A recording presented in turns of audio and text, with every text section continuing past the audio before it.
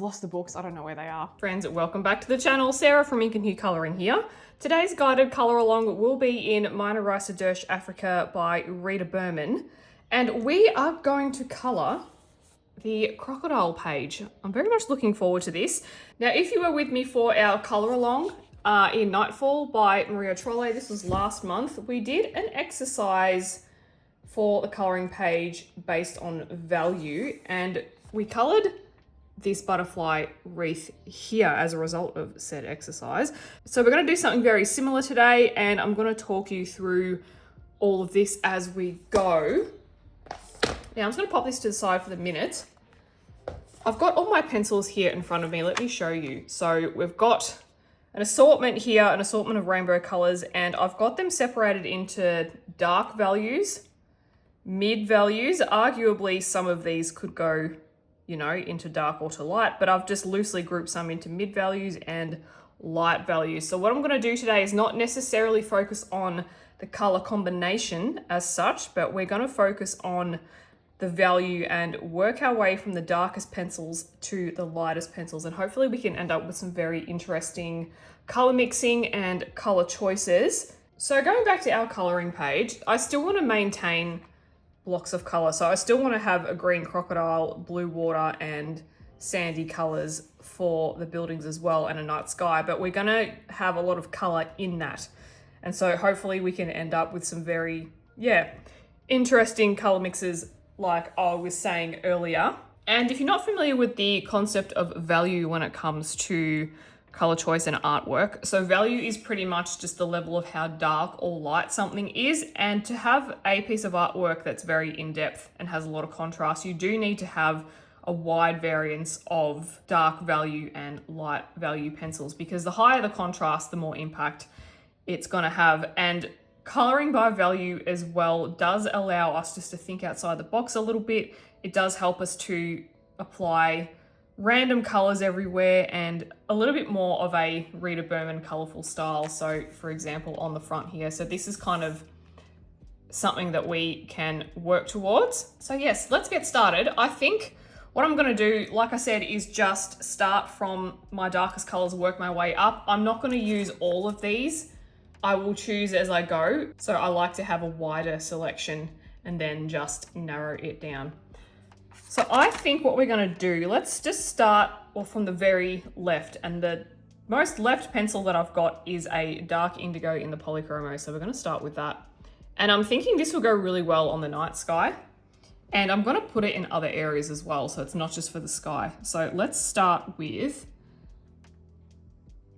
just around some corners in the sky, and we can add so many other colors to this. It doesn't just have to be indigo. Originally I was going to base this page in Neocolor too, but I don't think we need to do that. Let's just use pencil today. So I'm just going to go to the corners of some of the darker spots and just bring the color out. And then we can do some over here. So we don't have to do every corner, every nook and cranny in the sky, because we can add some other darker colors to that. So we can add some purple, we can add some green even if we want to.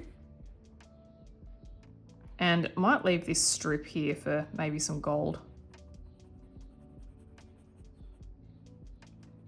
So I really enjoy coloring this way because it means I don't have to think about exactly what colors to put where. I can make that decision as I go. Sometimes we're not going to know until we dive into something, and we can make that decision as we're coloring, and it just helps the mental load as we start. It just helps coloring pages not feel so overwhelming. So I'm going to continue placing this particular color around, and we could do a little bit up here. We could even add some into other areas of the page. So we could add some to the water and other areas if you want to. So I'm just going to continue to go through. If you are deciding to follow along, perhaps watch the video first and see how I apply things. It might make your coloring experience a little bit easier rather than if you're trying to, stop every 20 seconds. So I'm still sticking with the corners. So for our darkest parts, let's go to some corners. We can bring it out if we like a little bit further, so we could drag it up like this.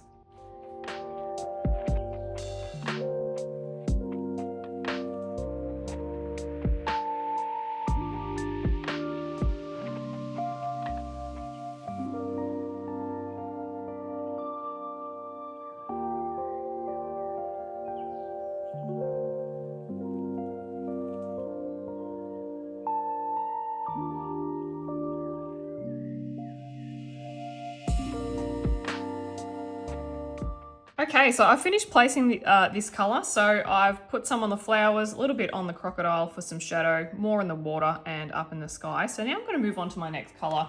And I do have, so the next one in the list is black, but I'm going to leave that to the end just in case I want to apply that colour anywhere. I do want to focus on browns and greens and things.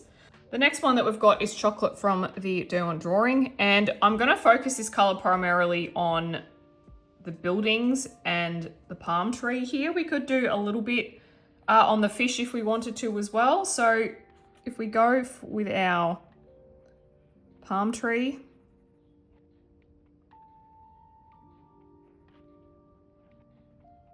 start some shading here just down the edges. You can really place it wherever you like. It's going to create some shadows.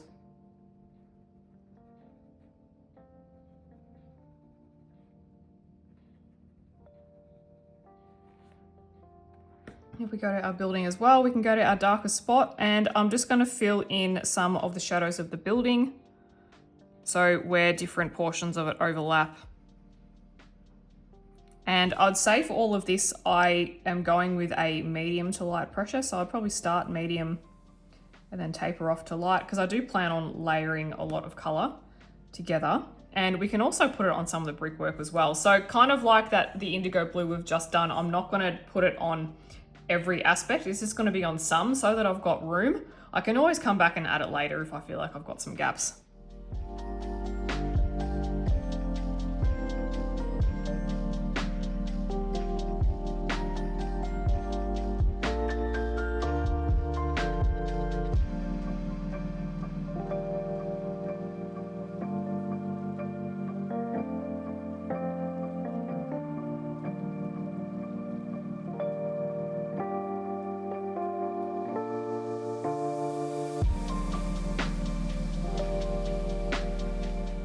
Okay, so I think that might do for the brown for now. So as we can see, I've applied it to a fair bit of the building. I've applied it to some of the fish, one of the crocodile eyes, and as a base in the flowers. So I'm going to move up now through to our next color, which is going to be this really beautiful rainforest green from the Derwent Drawing. So Rainforest 5130. So immediately I'm looking at this and I'm knowing that I can apply it to some of the palm tree, the crocodiles, and also the lily pads too. And we can also apply it to some unassuming places, such as the water and perhaps some of the building work as well. So we can start with some very obvious spots. So those being the palm tree. And just looking at it, it does have a bit of a interesting shape. I'm looking at it thinking, is this solid, is this see-through? But I think it's fairly solid because we don't have this ring showing through underneath it. So we can start by just getting some shadows here. It's very crumbly pencil. That's all right, I can just brush some of that away.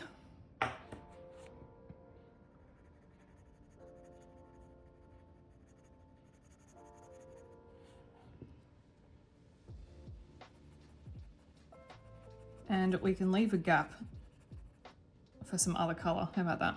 And then let's get that out of the way. We can do some frondy bits. Now, it doesn't have to be every portion. And again, we can also put it in unassuming places. So let's go ahead and fill in our tree and, you know, the random spots.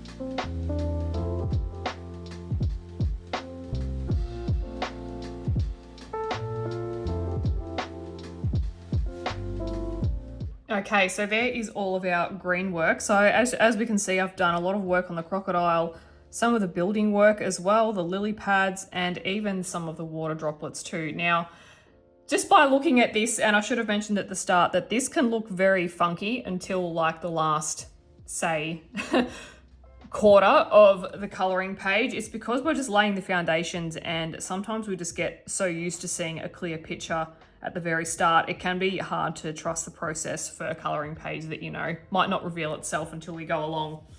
So the next color that we are going to look at is Grape in the Derwent Drawing 2100.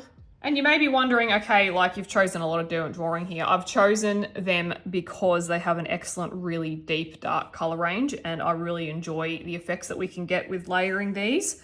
So now I'm going to go through and pretty much just start closing up the gaps even further. So we can look at things like the night sky, and we can even overlap some of the purple over the blue that we've already done. So we don't have to keep it separated at all. We can mix it together. So further in these little spots here, kind of where the star clusters are the most dense, I would say, is where I'm going with the sky.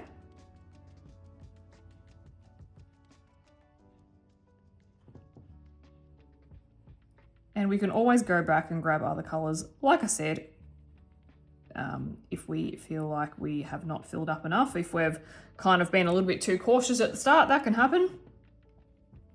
Certainly done that before. So on the buildings, I think my plan for the buildings, like I was saying, is I do want them to be a sandy yellow color, but just with the shadows, it is interesting to mix those up, and it's also helping me figure out like where to place all my color shifting as well. So let's place some purple over the brown here too. So I'm just going over Rita's line work where she's kind of drawn some like shadow areas already. You can kind of use that as a bit of a, you know, a guide, like a map almost. It's like, this is where we would place our colors. And so we can even outline some of this. Do a bit of shading there. And get some underneath just to deepen the crevices.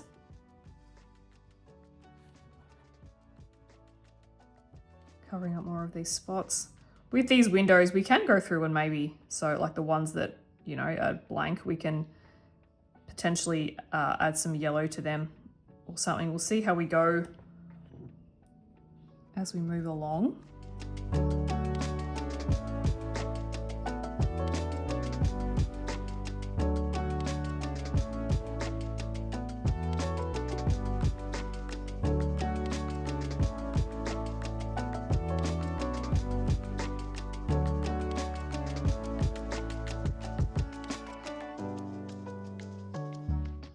So our next color that we're going to play with is a dark blue. This is a royal blue from Derwent Drawing 2700. And I will just mention too, so if you're watching this deciding how on earth do you know which color palette to pick, you know, in your random selection, you could do whatever you like. So I think for this one, I've picked just a lot of rainbow colors. I haven't really been selective, but you could go for a more muted collection if you like. You could just go through and pick out all the colors that catch your eye. You might even like to use a reference photo as well. The only thing that I would say is make sure that you have a fair amount of brown thrown in there too. I find that browns and muted colors can really tie everything together. If we just had everything that was all super bright and we didn't have any like grounding colors, and yeah, sometimes it can end up looking a bit like too much. So again, if we go back to the front cover, see here how we've actually got a lot of brown. At first we can look at this and go, wow, that's really colorful, but the brown in here grounds everything. And arguably as well, because we do have a lot of pyramids and buildings and stuff like that that are like a sandstone representation. But in our shadows, we have a lot of brown. We've got a lot of bright colors in our smaller objects. So hopefully that gives a bit of a kind of an example of how brown can really work to tie in. So I'm going to keep going with this royal blue, and I think I'm just going to still continue to work dragging out all these colors. the royal blue, it's not like the darkest color. I feel like it starts going towards our midtones, which is where we're going to gradually move up to. A lot of these colors, you could say they're either or, they're midtones or darker ones, but I feel like we've done a lot of the work with our darker colors already, so we can start bringing these out, which is good. So I'm just going to focus this one mainly on the water, but I do still want to thread it out too. Just like how with the crocodiles, I've mainly put the green on them, but I have threaded it through other areas as well. So we can layer over the stuff that we've already done. Not a problem whatsoever.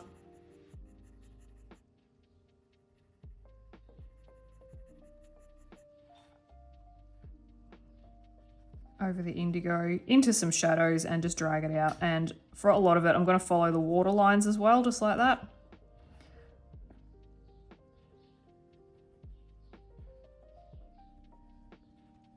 And we can thread it over the purple too. So you can really get creative with where you put everything. Now, you don't have to place all of these colors exactly where I'm placing them.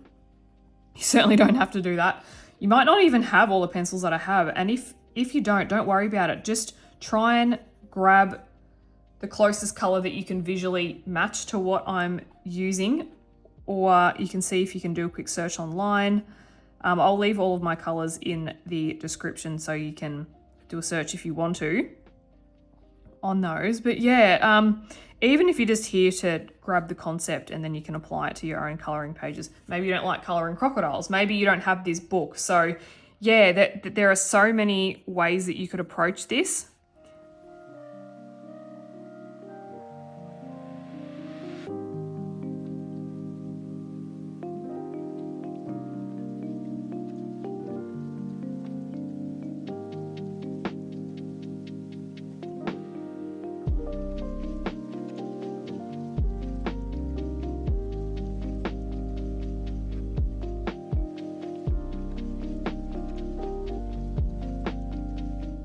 Okay, so our next color is going to be Derwent Drawing Venetian Red 6300. This is probably the last in the Derwent drawings. So if you don't have these, then you might be like, yay, the next brand, please. And so as we can see with the blue, I've primarily placed that in the water areas, and I've just threaded it through the sky a little bit.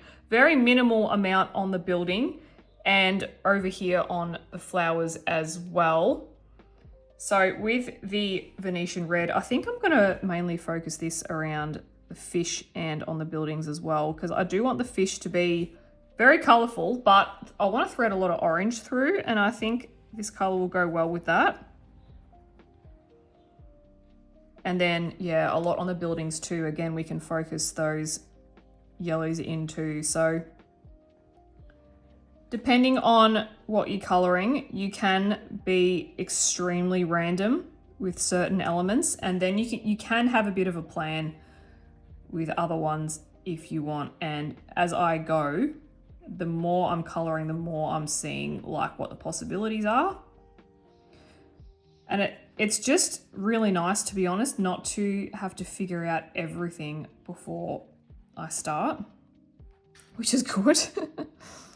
So we can deepen up some of these a little bit. Some shadows, drag this down.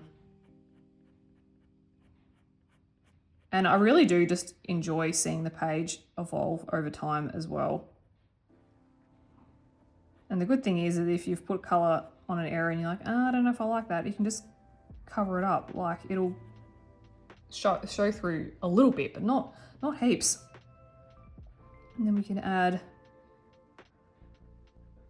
some more into these details, and again, we can go back with our colors if we feel we need to.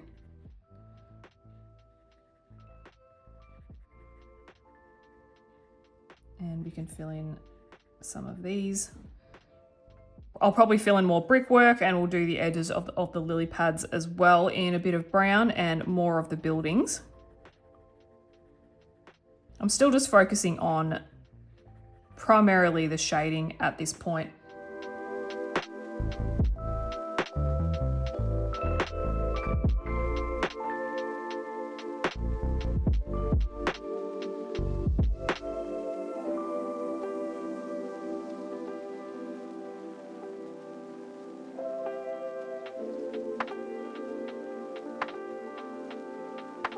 And if you are one of those people that do like to follow along absolutely step by step, and you do want to place your pencil exactly where I have put everything, then perhaps after each step, you could just take like a screenshot if you want, or just pause the video and observe where everything is. However, I do encourage you just to have a go to place the pencil where you see fit. I do feel like this exercise is very much one of, you know, free form and creativity. However, of course, like you can absolutely follow along step by step if you like, and try and recreate it as similarly to mine as possible. That is more than fine. I do that all the time. So let's just, on that particular eye, let's do on this one as well.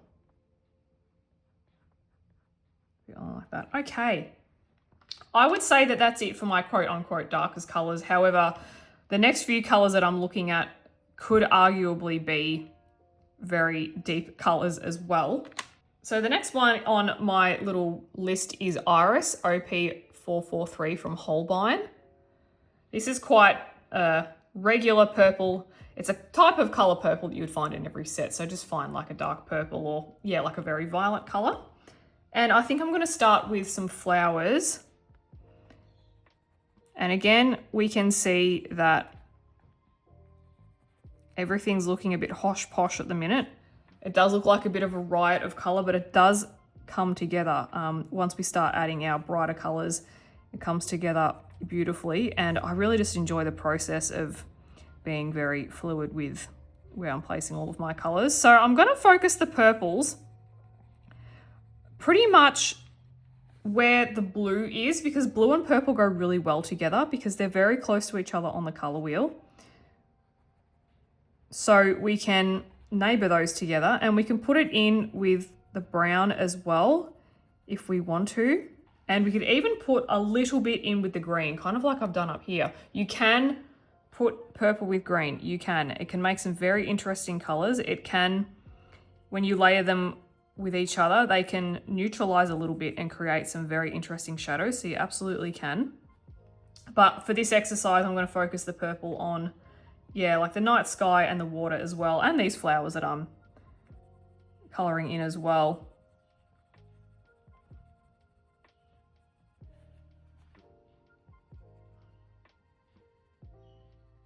And I'm thinking of reserving different colors like my teals and things for the crocodile.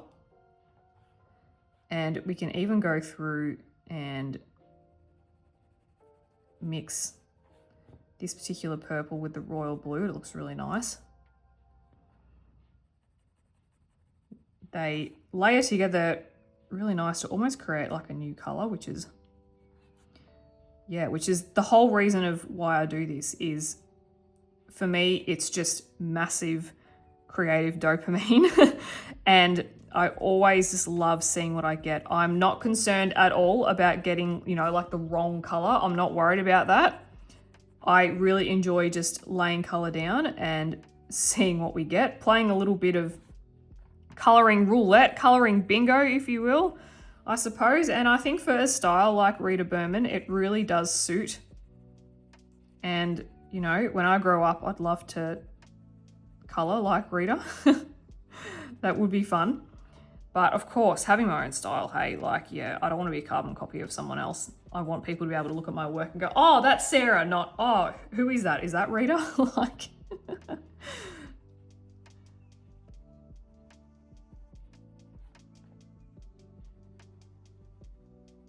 so just around this flower here in the shadows.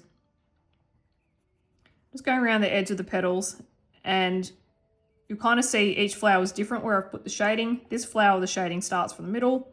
This flower, it starts from the side. This one, it starts from the tip. You can just make it up depending on how you feel.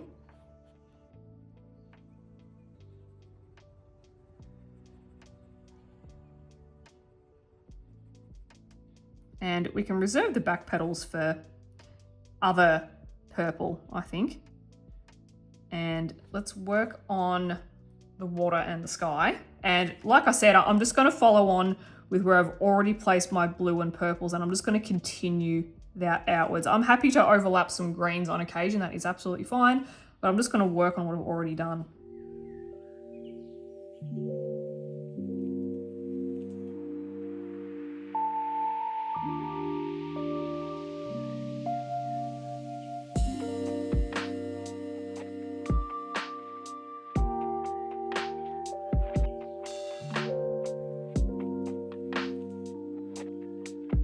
Okay, so that's probably going to be it for the iris color. I'll pop that to the side, and let me just show you.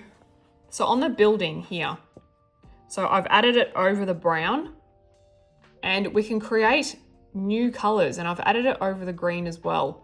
So again, like I said, if you feel like an area is looking too much one color and you're like, oh, I wish it had more purple in it, but I'm too late now, you're absolutely not too late. Absolutely not. The beauty of layering with our pencils is that you can just keep adding color on the top. You're not closing the gap too quick. So that's what we're aiming for today, because I've got a lot more colors to work through. And like I said at the start too, we won't use all of them. I might test some and decide that I've already got the color on the page. I do like to have a swatch sheet in like a notebook just next to me. And if, so for example, the next color that I've got in my hand is Forest Green, OP267. I'm looking at it and I'm thinking, is this going to be too similar to the rainforest that I've already had? So I'm going to scribble it on a piece of paper. So that's the color there. And let me grab the rainforest and just see. Okay, so they are different. They're same but different. So this one's more of a blue green. So I think I still will use this. If they were like an exact match, I probably wouldn't bother. So I am going to use it. I will go through all my other colors and just make sure that, yeah, I've got no duplicates anywhere as well, because we really don't need too many duplicates, do we? So again, that is a Holbein in Forest Green, OP267. Majority of the pencils that I'm using from now on are going to be Holbein, Polychromos, and there is Caran Pablos in there as well. I'm not using Prismacolor today. I'm not a huge fan of the Prismacolor on this paper. I like using wax base for like all the foundational stuff, I think, because the Derwent Drawing is very thick and chalky as well. Probably more similar to Prismacolor than Holbein is. So I'm happy to use the Derwent Drawing for the base, but I probably am not going to use Derwent Drawing for like the top layers. I'll stick with the Polychromos and the Holbeins and some of the Pablos too.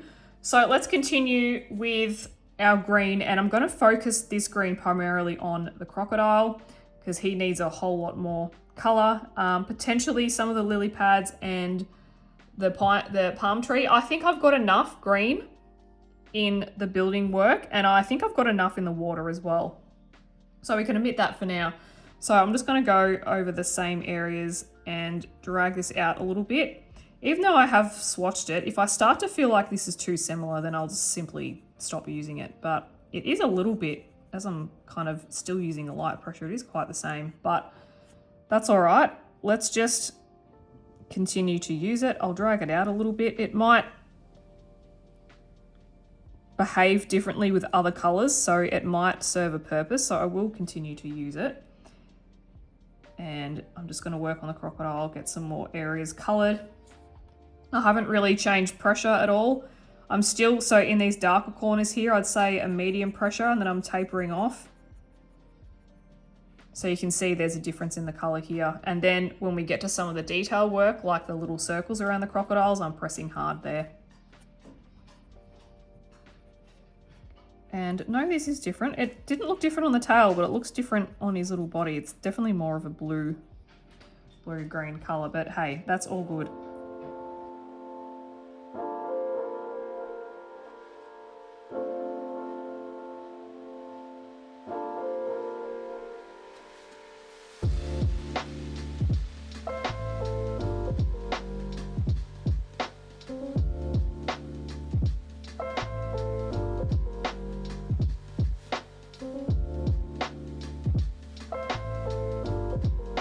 Alrighty, so I'm definitely happy with where I've placed all this green. So I've done a lot more in the palm trees. We've extended the shadows out for our crocodiles even further and done some detailing on the lily pads. I am ignoring it for up here right now because I do want to focus that primarily on browns, oranges, yellow, so that is fine. And I haven't added much to the water at this stage, but we can always go in and layer a little bit if we like.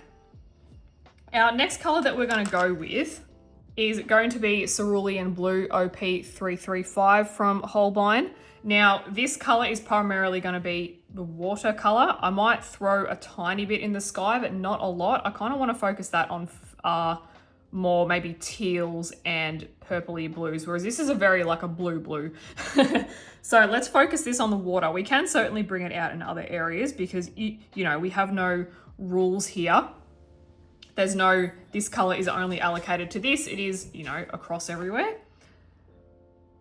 So I'm just gonna start from layering it over the darker areas too, and just bringing it out even further. So I'm gonna close the gaps even more with the water, and I am using light pressure, still medium pressure in the corners. Bring it out lightly because we've got so many pencils that we're going to layer and blend as well. So I want to make sure that there's room on the paper to be able to do that. This paper does feel really toothy, which is great. It feels very similar to Layla Dooley's paper in Beautiful Planet and Walk in the Woods. Not, what do you call it? Not Floribunda Year. That paper feels a bit more woolly. But yeah, this feels very toothy. So I feel like it's going to take layers really well, which is most excellent. We are happy about that because this exercise or this like style of coloring is all about layering, in my opinion. I mean, yeah, that's just how I feel about it. So let's go from the corners. And we can leave a little bit of, you know, light areas as well, so we can kind of get some light coming through in the water ripples as well. So just go lightly with it, because then if you don't like it, then you can either erase it or you can just go over it in other pencil and it's not going to matter too much, which is the other good thing about doing it this way too. And plus I just have so much fun doing it this way because I get to just, yeah, see how it unfolds. And I don't know about you, but I'm someone that really struggles with control, and often I will want to plan everything out first so I know exactly how things are going to turn out, and so that I can get the best result possible. However, that kind of served me for a time, and then it just became a real headache to think that way. So now I think very differently, and my colouring approach has very much evolved, and I'm just letting things happen as they happen, which is fine, and I'm just kind of letting my own creativity and intuition take over, because that's the whole point. You would have heard me bang on about that a fair bit, but you know, I'm going to keep on talking about it, so.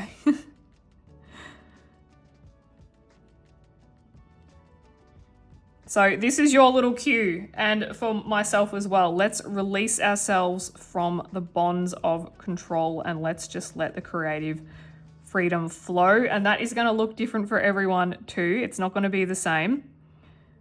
You might look at this colouring style and go, nope, can't deal, too chaotic. That is absolutely fine. You do what's best for you. I'm hoping that I can just encourage you in that direction. So see how I'm just dragging it across here. So just bringing it further out. And we're beginning to have a hint of a look at what the water's going to look like, which is awesome. So we're starting to move away from random shadows, and we're starting to see block colors, which is what my favorite part about this whole coloring process is. And I really want to be able to do this in more coloring pages. I think this style is really going to suit Maria Trolle and definitely readers as well.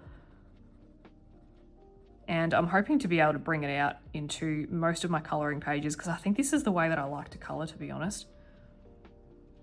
I'm sure I'll have my days where I don't want to do it that way and I want to do it differently, and that's fine, because, you know, we're human. We're not static little robots. Our feelings change all the time, so let's bring this out further. So I'm just going to keep on working on the water. It is very repetitive, so I think we could just speed our way through this and then have a look at the result.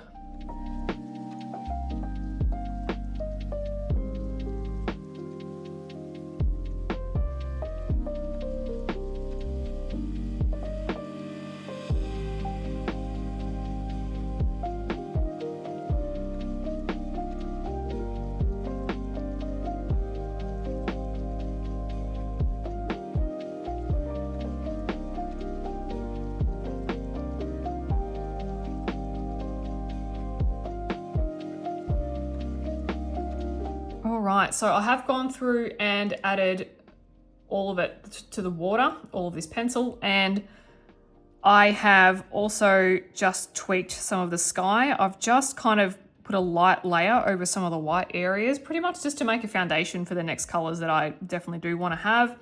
And I've put some in these two flowers as well, again, because just purple and blue really go well together. For these flowers, I think I do plan to have a lot of pink in there, and I do have a couple of pinks in the lineup. So yep, let's move on to our next color. Now, this is a color that I very much do want to add, and this is Helio Turquoise from the Polychromos 155. This is probably one of my favorite pencils out of all the pencils that I have, and I definitely do want to use it in the lily pads. It's such a beautiful color. Arguably, this is probably like a darker value color, but it doesn't matter. I'm just going to go through and add it to the lily pads, and I think I want to add it to the crocodiles as well.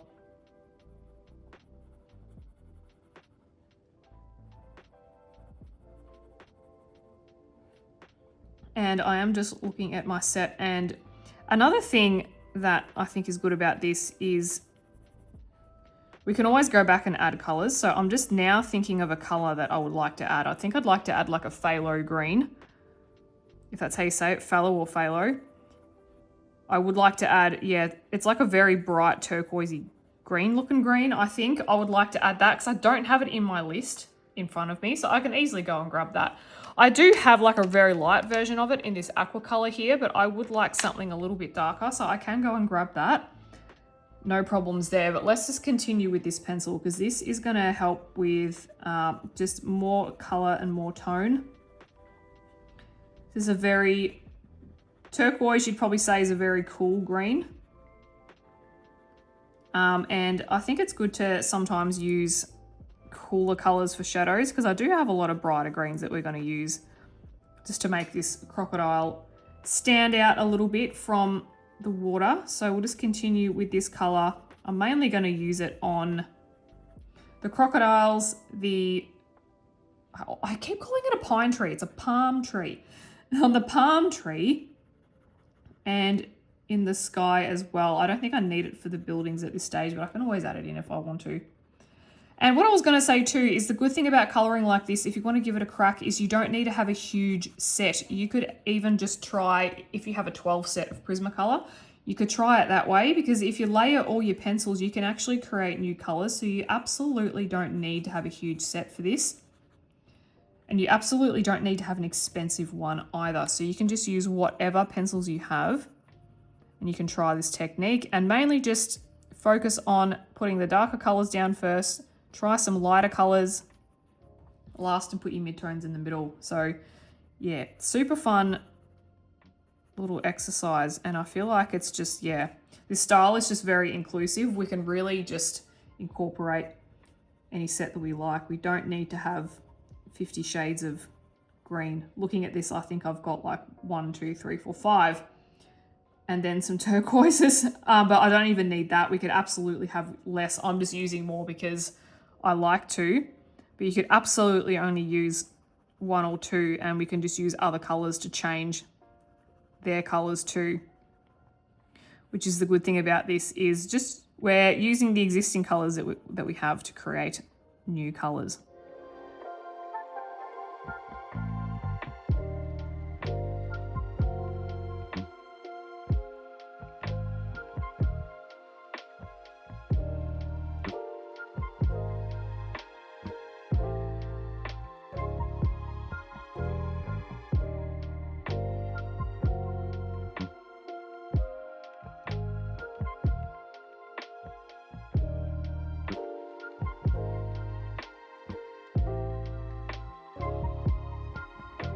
Okay, so I have applied the Helio Turquoise even to the water as well, just down here a little bit, just for a little bit of difference, because we do have a lot of it kind of in the middle of the page, so, and at the top here too. So if we just try and balance it out a little bit, that can kind of help as well. So the next color that's in my list is another brown, and that's Cocoa, so OP098 in the Holbein. And I'll just do a quick scribble to make sure that it's not too similar to what's already there.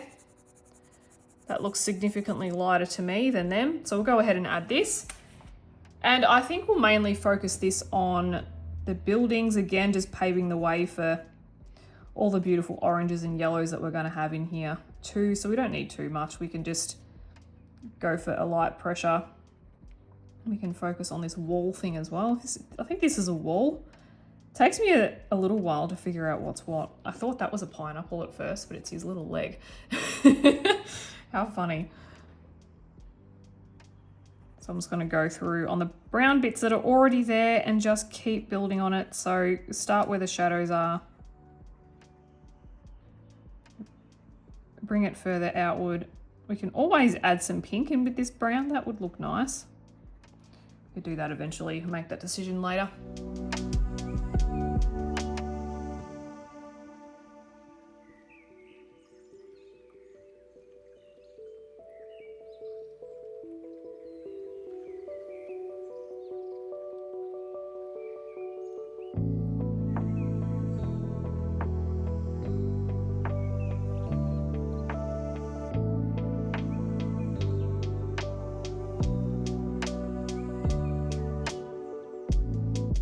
Okay, so that will do for the brown. So as we can see, we have just enhanced the castle, if you will, but the buildings even more. So as we're moving along, we can see that we've got more of a separation between colors. So we have green everywhere, for example, but when we look at it now, we can primarily see that the green's on the crocodiles and in the trees and the lily pads. Same for the water, same for the purples that is in the sky too.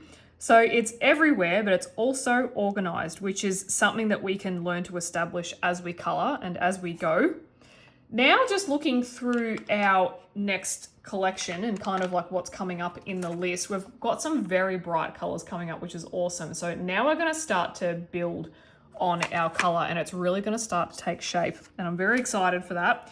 And I'm just thinking ahead of time about some accents as well. And I think with a lot of the bubbles, I'm going to cover those up with a white paint pan and we'll add some glitter. And I want to do a lot of gold embellishments as well with some watercolor metallic paint. All right, so the next color in my little list here is Evergreen in the Holbein OP254. And I'm primarily going to use this color on the palm tree, and I almost called it a pine tree again, and the crocodiles and the lily pads as well. We could pop some up in the building area. I keep going to call it a castle. I've got pine trees and castles. So I'm just going to start in the crocodile area, and this is going to be good because, like I was saying, we're going to start to see some huge amount of color showing up, which is great. And we could almost bring in some yellow as well, which I think would go really nicely with this green. So I'm just kind of blending this in with the colors that are already there and dragging it out across and over like so, just bringing it out further. And I'm not pressing too hard because I do want to be able to layer it with other colors. I don't want to burnish it just yet, even though I feel this paper can take quite a lot of color. I just don't want to press too hard. I find it's just better to back off a little bit at first and you can just build it up later. So I'm going to be focusing on the crocodiles and the foliage, working my way out from the corner. Interestingly, with these patterns, so we can press a bit harder with the same color, like so.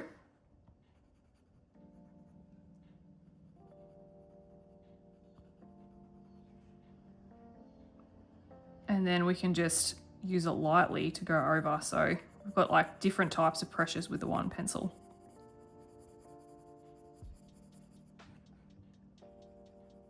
And then we can bring this out too.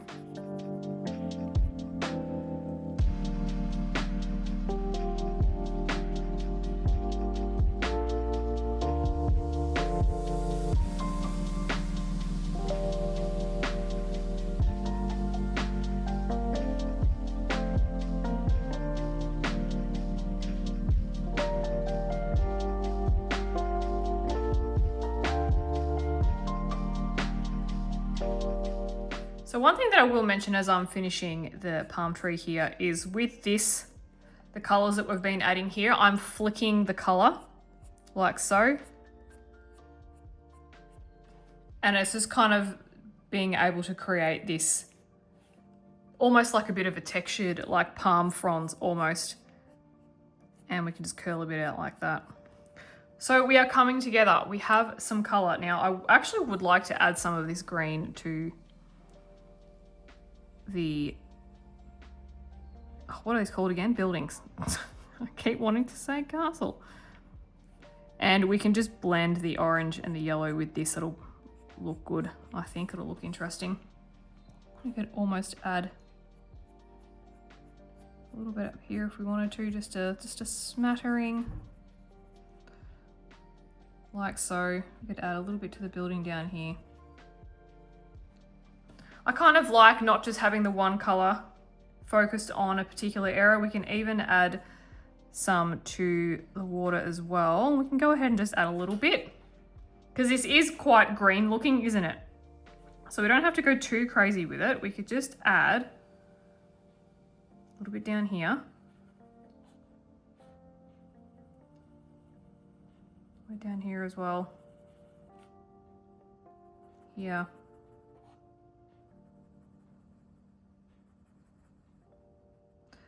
Okay, so that's it for this green. So let's have a look at what we've got so far.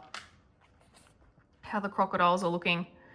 So I've brought the green quite far out, but I've just done light layers of it because it is going to blend with other colors. So this is how we're looking so far. Pretty good. Okay, and I haven't added any green to the night sky. I don't feel like I want to do that at this stage. Actually, I'm going to pick it up again. So that's the evergreen. I am going to add a little bit to the water. I did say I was going to do that, but I only ended up doing it down the bottom, didn't I? So we just add a little bit in here. We don't need a whole lot because we already have so much going on. The next green that's actually in my list is a holly green, OP264. I don't know if we're going to need it because I feel between the evergreen and the forest green, we've actually created the color already. And if we just scratch it out on a, yeah. I feel like that's one we can leave. We don't need it. So I'm going to pop that to the side. The next color that I have in my list that I, in my little tray here that I definitely do want to use is a pink, and that is Azalea. OP448 in the Holbein again. I think I'm going to definitely apply this to the flowers. We could put a little bit in the water. I'm just conscious of having too much color in there, but we could layer it over some of the purple areas. It'll definitely look good in the buildings and a little bit in the sky too. So if we start off, say, with this one here, and let's just layer it over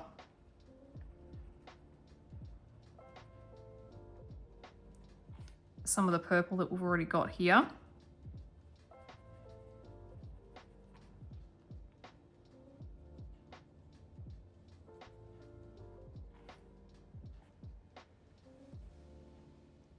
So we're just continuing, closing the gap, filling up the paper tooth.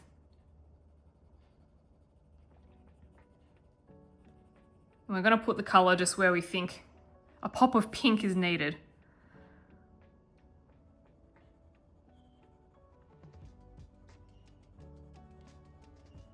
Like so. Using about medium pressure, and then when I'm not touching any pencil, going light as well. So medium pressure on the pencil that I've already done, and then bring it out like so. I think I would like to add this as like a mixer color to back here as well. Let's add it to the blue, and arguably we are making purple. So again, if you don't have purple in your stash, you can make it. So yeah, I sound like a broken record, but these types of pages are great for when you're missing colors, you don't know what you're going to do. You want to be rainbow, but you don't know exactly which rainbow colors.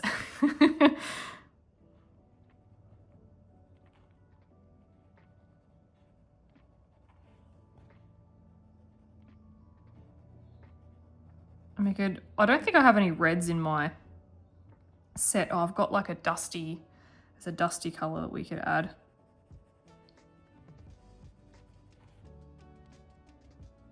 It's like a rusty red. We could add that in. But you could try this coloring page with just cool colors, because it is looking all cool at the moment, apart from the buildings with the brown. But you could certainly just make this a cooler color palette. You might just like this how it is and you just want to continue with that, not add any yellows or oranges. You could make this completely warm as well. You could just dive into your pencil collection and blindly grab a handful, see what you get, and then give yourself a bit of a challenge to just use those. And let's do behind these flowers. I anticipate adding a darker pink for these, for some darker areas. And let's actually, rather than add some to the water, let's add some to the fish, because pink and orange would look good together in the little fishies. So if we go over the brown,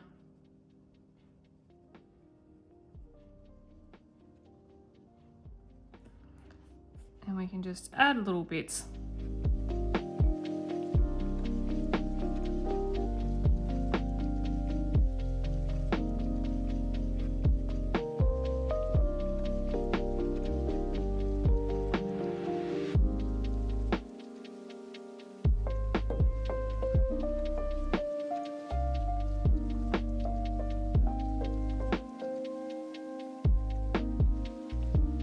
Okay, I think that's going to do with the pink for now. So just as a quick recap, we've added accents to the buildings. We've added some to the flowers, still leaving room for the flowers for more color. We've got more purples that we can add in our lighter colors, starting to shade this little band here. And I do need to go back there and just pick up the same color and just shade that a little bit. We can add more color over the top of that. I have added a tiny little bit to the sky. I want to focus on more pastels and whites now to really try and burnish all that out. These I think we're going to leave for our watercolor paint. Now we are moving on to some yellows and some oranges. And I think, so in my order here, I've got the yellow on the left and the orange on the right, but I think we're going to start with the orange and then just work our way up. Now this is another one of my favorite Polychromos colors, and that is Orange Glaze 113. It's just so nice. And I'm primarily going to focus on the fish, the buildings. You could, if you don't want to use orange, or if you don't have an orange, you could just blend red with yellow. You could always just use the yellow on the brown as well.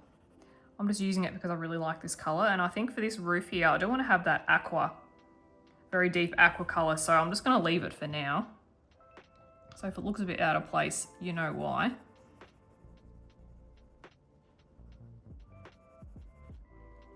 And we're just going to start bringing in pops of it. I don't think I'm going to have it on the crocodiles at this point. Never say never though. I feel like I've got to touch wood every time I say I'm not going to do this, because I end up doing it. We can start blending in with the brown as well. It really does just glaze so nicely over the top of other colors. And we can blend it with the pink. Pop it in with the green to get a very muted color. If you want something that's going to look like a very dark gray, you could blend that over as well. So blend this over these greens.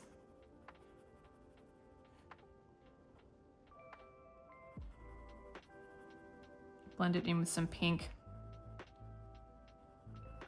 And bring it out on the white paper as well, so that it's, you know, it's its own color there too. It's not just there to be mixed with, but so we can see it on its own, because we're going to use that to blend with the yellow. It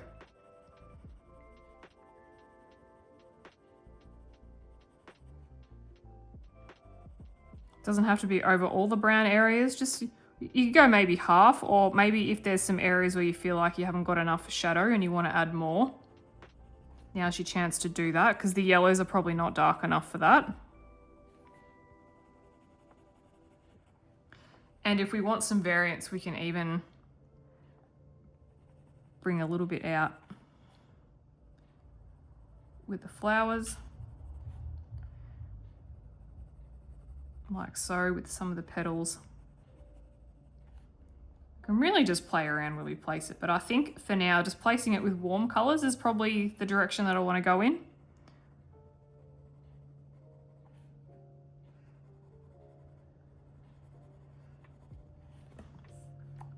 So we could place it in with the fish as well. Blend it in with the pink that's already there. Nice to add in some orange fish.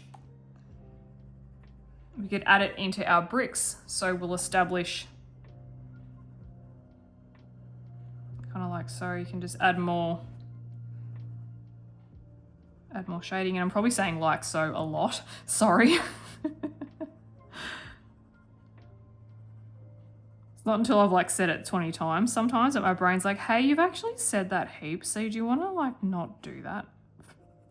Please, that'd be great. Thank you. I won't be adding the orange to the water at this stage. We'll just stick with the fish there in the water. So, you know, that's close enough. We can add a little bit to our palm tree. We only need to do, just do a couple. We don't need to do all of them. Just do a couple down here. This like wall thing.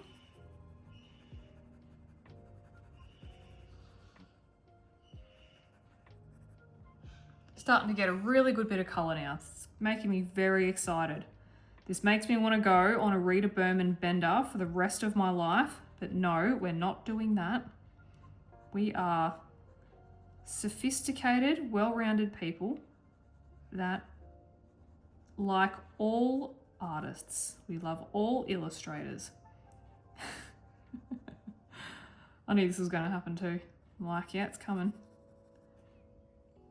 And then we can just add a pop of orange on that pink. I don't know if I want to, maybe, yeah, let's add a bit here. Let's add just a little bit there. Maybe this can be a yellow ring, or change from yellow to,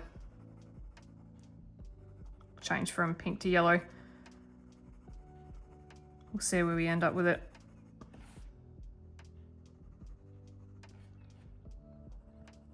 A lot of the turrets and the tops of the buildings will have coloured. Maybe not yellow, we'll have some other ones in there. So I'll just leave a portion of that blank for now. And I'll just keep on working on adding our orange.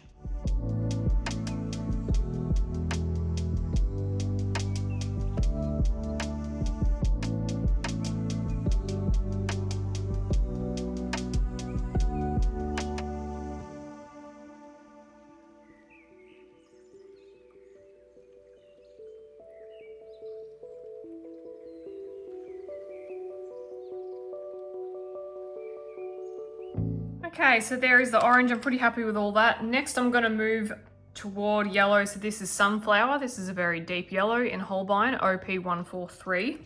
And I will be using yellow in some of the crocodile as well. So we could even just start by adding just a little bit in the corners here. Blend that through. This is yellow enough that it'll blend nicely, I feel. And then we can go through with our lighter yellows too. We've got plenty of pastel yellows. I've also got some sandy yellows reserved as well, if ever I get to a point where I'm feeling that everything's just too bright and I want to bring in some muted tones, or if the yellows are just too yellow and I need something that's a bit chill. Sometimes that can happen too, so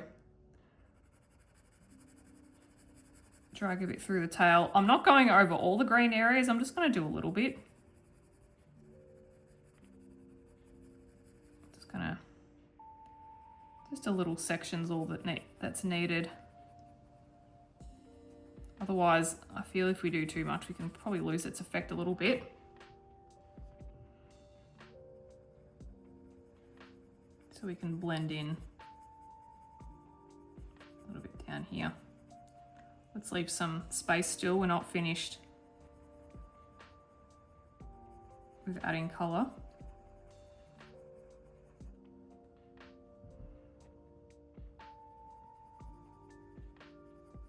Here as well, and we'll just keep on zhuzhing it up. Now is when we add the yellow that things really just start to come together, and I'm loving it already. I'm very, very excited about this. The anticipation is, oh my gosh, it's killing me. I'm so excited. I'm going to keep on adding the yellow, and I'm going to add it over pretty much everywhere where the orange was as well. And then we've got our lightest yellow to add. You can skip this deeper yellow if you don't have one. Just use whatever yellow you have in your collection. That is more than fine. If you're using Prismacolors, you could try Sunburst Yellow, you could try Spanish Orange, Canary Yellow would be nice, and Lemon Yellow would be good too. You could try those. Prismacolor has some excellent yellows.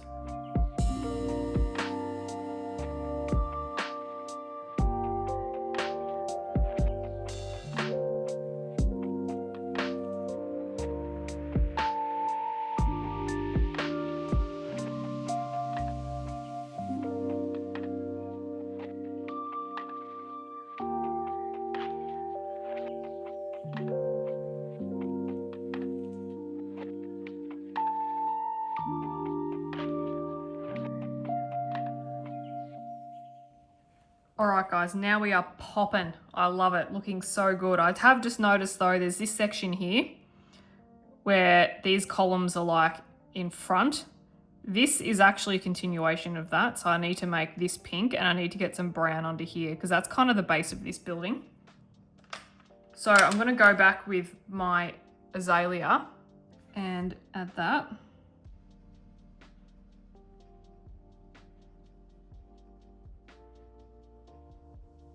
And maybe add it to these columns as well, and let's add it to the top of this one. Could just do a little bit down here, and I actually think let's bring some up just a tiny bit in this. I do want this to be aqua, but let's have a bit of pink in the aqua, shall we? Because why not? And I'm gonna grab another brown, so I'm gonna grab Cocoa, OP098. If it'll blend for me, because I have, yeah, that's all right. We'll keep on adding to it. Add a bit of brown to that too.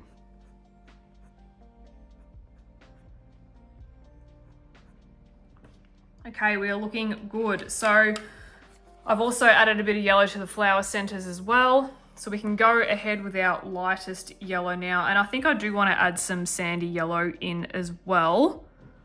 So the next one is going to be Canary Yellow OP147. It's quite a bright yellow, so I think the sandy yellow will be appropriate as well, just to thread that throughout.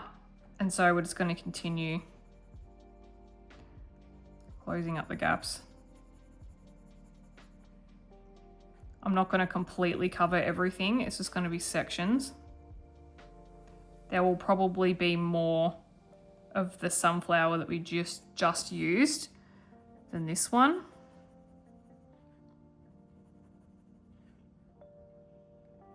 Because I think adding a sandy yellow will be nice, but we could add some of this to the crocodiles as well. So we can go ahead and go over the sunflower section. Bring it out a little bit. We do have a couple of greens to go to add to the crocodiles, and we can always go back, work with the greens that we were using before. So let's just further blend it in, light pressure. And if we want to, we could just flick a little bit up through here. It's just going to brighten everything up. bit like that. Could flick a bit up through. It's just going to tie the palm tree to the building a little bit more.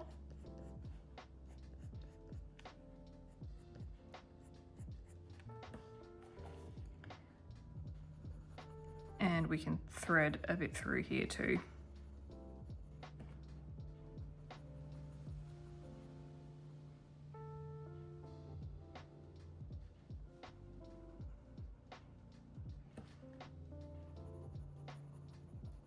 So we can place it very lightly on some highlight areas. See where all my white areas are? They're all the highlights. I want to leave those, and I want those to be for my creamy sandy colors, almost white colors too. Because it does look good having that contrast, but for areas that are like behind other buildings, we can fill those in a little bit more. And all the brickwork as well. I'm still deciding if I want the windows to be glowing yellow or if I want those to be black. Because I am just thinking about, it is nighttime, so maybe it'd look good with the glowing, but because everything else is so yellow, maybe we could go black.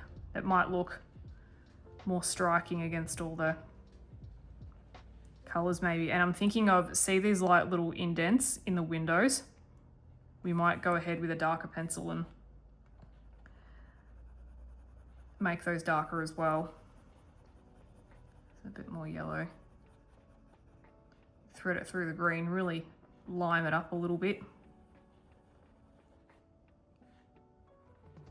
Could add to the lily pads, that looks good.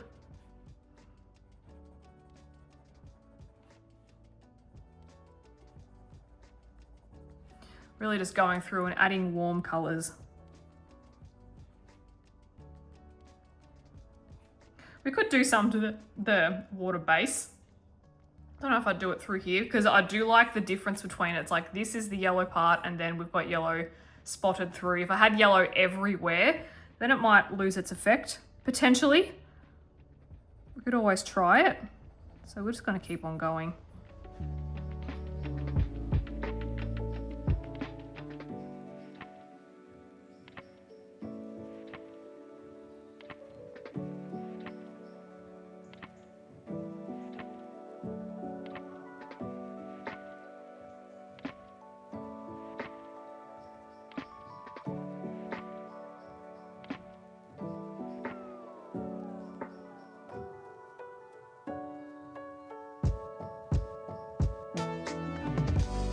Alright, so the next colour that I want to introduce is Amethyst OP446 in the Holbeins.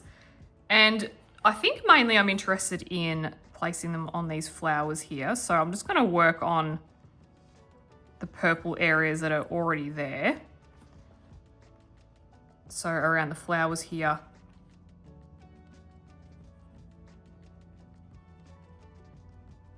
Around the edges.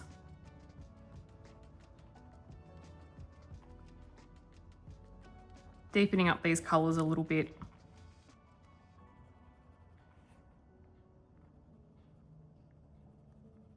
And I can see where there are some purple accents in other areas of my page as well, so we could add this to those too.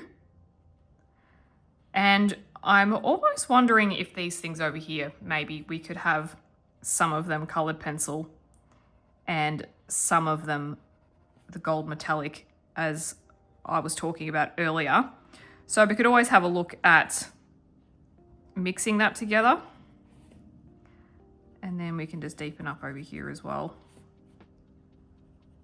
And I might continue to add this colour to the third flower. So you could add this to some of the water as well. We might go and do that. That'd be a good colour to add. I'll probably add it just to, again, the purple areas that are already there. I don't feel like I need to add any new sections as such just now. We could add some around the bottom. And we can even deepen up just a little bit here around the crocodile. I'm just having a look at any areas that I think maybe need a bit of purple. So even on the shadow side of the palm tree like so. Pop a little bit in there. And we can add some even to some of the brickwork in the shadows a bit there. So I'm just going to work my way around and add it into small little crevices, small little spots. It's all in the detail. You can outline some of the buildings where we feel there needs to be a bit of color added.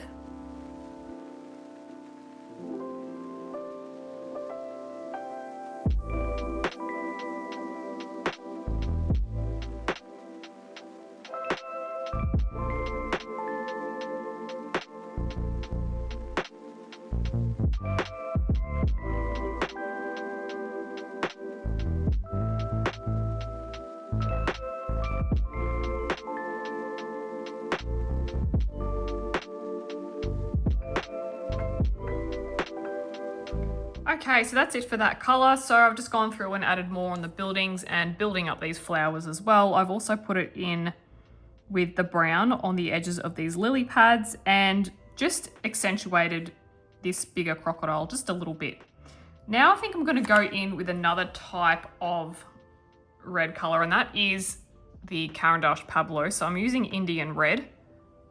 This is very much like a reddy pinky sort of color, maybe the type of color that you would see in a lipstick or a blush or something like that. So I was having a look. I think I do want to apply it to these flowers here. I think it might look like a good, yeah, this works really well. These pencils actually feel great on this paper. And I might just do it around one side, around half of it. Yeah, this is like classic lipstick color to me. 90s lipstick. I love it. It's a great color. And yeah, like I said, these pencils work really well on this paper. Oh my gosh. These have potentially been the best pencils that I've actually used so far on this paper. They're all working lovely together, especially because I'm layering them too.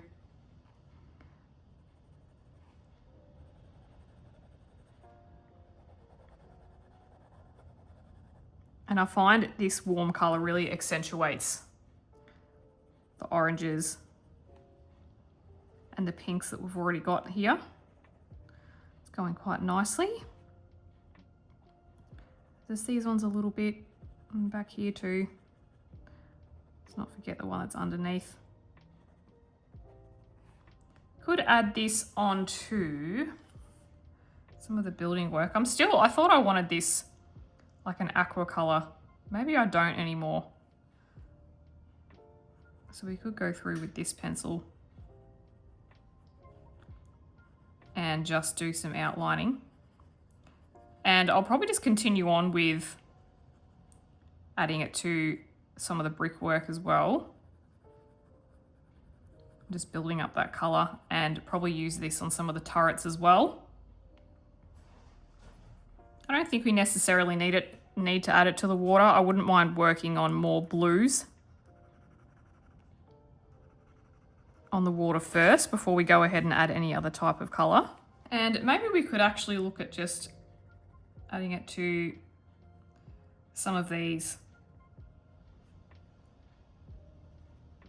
We can go ahead and just dot those, and even just adding it to the pine tree like so, and we could add it to here. So really I'm just looking at adding it to areas that are already pink, areas that have warm colors already. So the brick and the building work would be a good idea, and we can add it over top of the orange to make it look even warmer.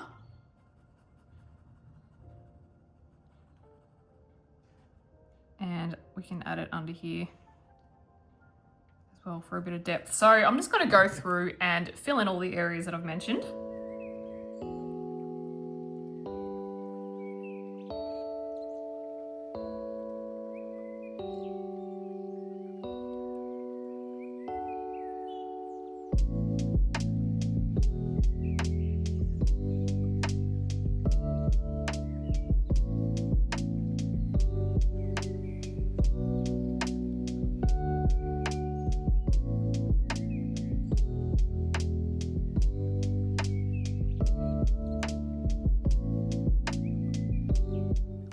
We are getting there. So that is that color. Now I'm going to have a look at another green. So this is leaf green in the Holbein OP291. I think I'm going to mainly focus this color on the crocodiles.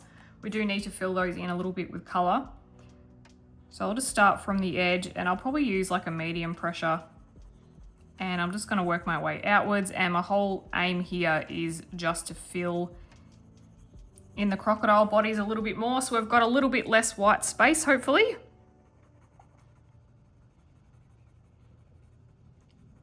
And this is more of a yellow-green sort of color.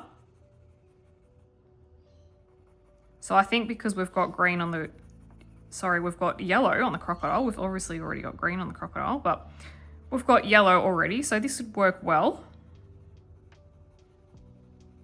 And we'll just fill in a little bit more.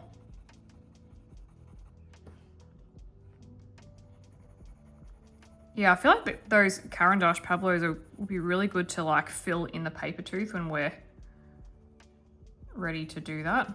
I do have a couple of the pastel colors in front of me that I think will work really well, but we'll just keep chipping away. Need a little bit of green up here.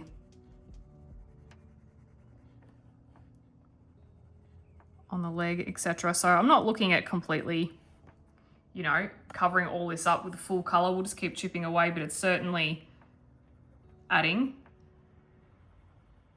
to the overall look as well.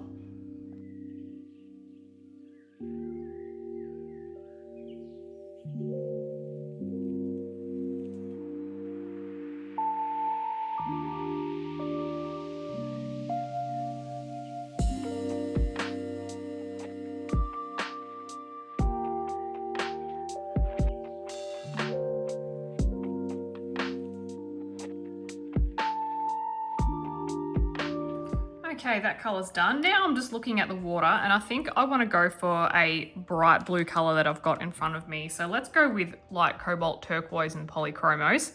And I'm just going to start to really try and close in all the gaps and get some good color going through here. So I'm going to start from the edges and work my way upwards. So probably a medium pressure.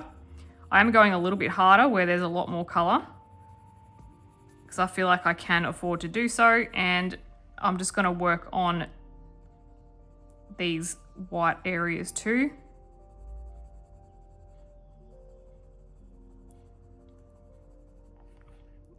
The Caran works so well that I could even just go and get some of those. I don't have a blue. I've got an aqua in the Caran. I don't have a blue sitting in front of me, so I can go grab one of those maybe. We'll see how we go.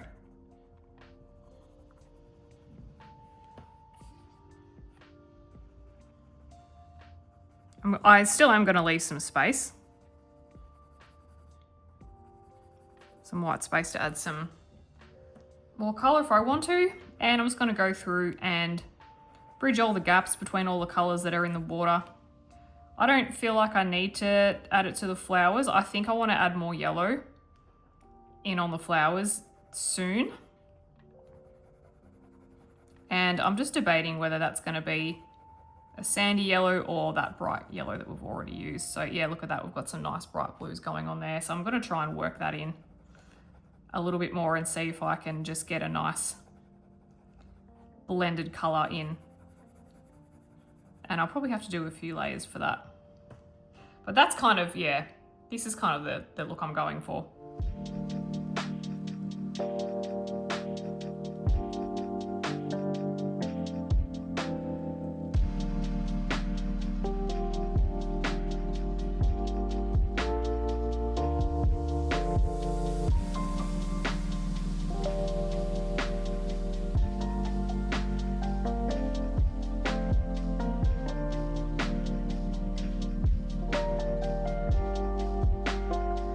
Okay, so before I continue, I am having a little bit of a not a hard time, but it's not easy to pop this one in. And I know because, yes, it's a harder core pencil, that's going to be the case.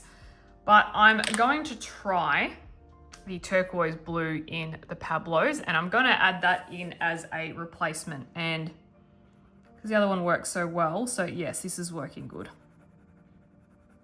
So we're going to use this one instead. It's pretty much a bang on duplicate for the Polychromos. So that's what I do sometimes, because I do mix my pencils. Often pencils can behave differently when we layer them on different paper, because they all are different. We're all on a spectrum of like hard to soft cores and things like that. So often I will be flexible, and if I've got a pencil that just isn't laying down the color for me, or it's just I have to work really hard to get where I want it to go, then I'll change my pencil up and I'll find an alternative. So usually the Polychromos are an excellent layering pencil. It is doing a fine job, but yeah, potentially just the core's a little bit too hard for what I'm after at this point, which is fine. Often I can get the Polychromos to work at this stage. Usually you would probably lay your Polychromos down first, and then you'd put your waxier colors on the top. But usually I can get them to work. But yeah, just on this occasion, I've just changed a little bit and opted for something else. So this is working just nicely. So let's try and just fill in more areas with this turquoise color. It's going to mix really nicely with the colors that are already here, I'm noticing, which is good. So we've got a lot of our cool colors in the water. So I'm just going to go through and continue to cover more areas and get more of this blue to come out.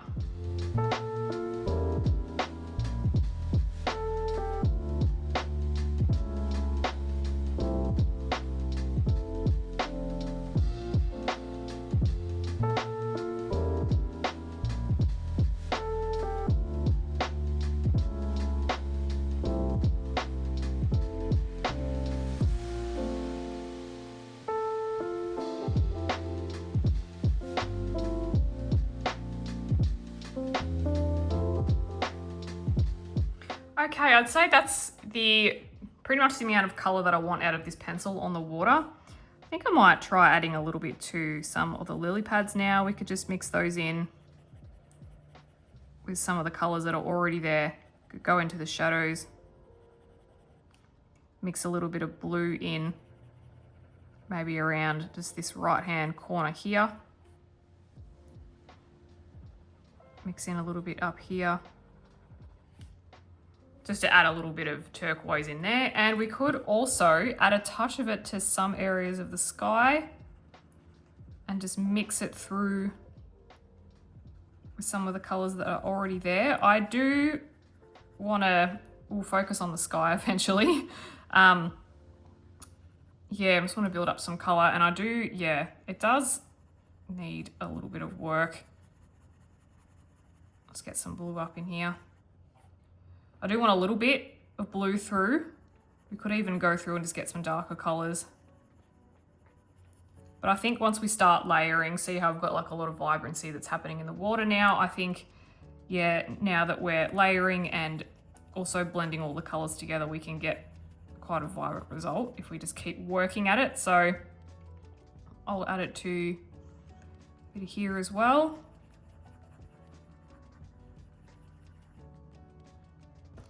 And we can add some to around the moon area as well. I would like to keep this area over here the lightest.